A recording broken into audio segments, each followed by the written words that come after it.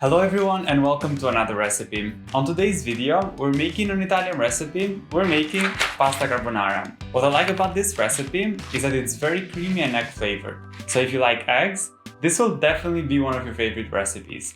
With that said, let's grab everything we need and start making pasta carbonara.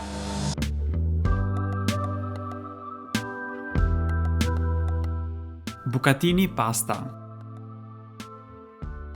Some Parmesan cheese, some Pecorino Romano cheese, 2 eggs,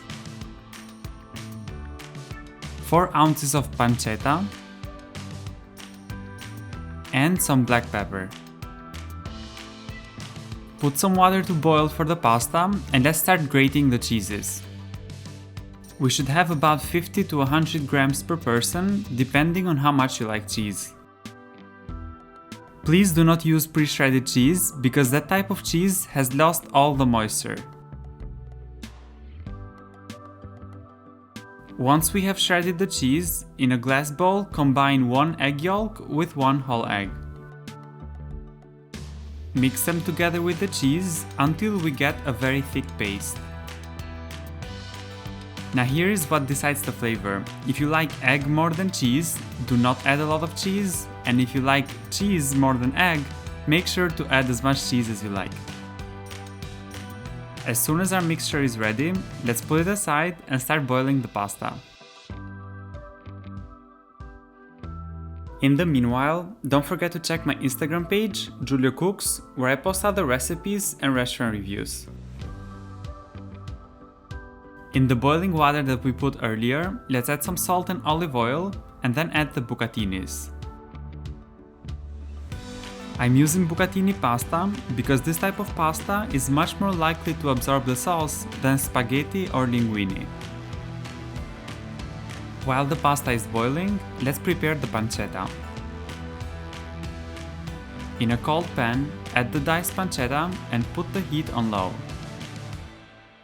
If you don't like pancetta, feel free to use any type of salt-curated meats. The reason why we use a cold pan and we put the heat to low is because we want to extract as much fat as possible from the pancetta. In about 10 to 15 minutes, the pancetta should look like this. Remove the excess fat and start adding the pasta. The reason why we remove the excess oil is because both of the cheeses that we're using are very high on fat. As soon as we add the bucatinis, let's add the mixture that we prepared earlier and some of the pasta water. I'm not going to add any salt because the cheese and the pancetta have a lot of salt already. Feel free to try the pasta before serving, and if you think it doesn't have enough salt, make sure to add some.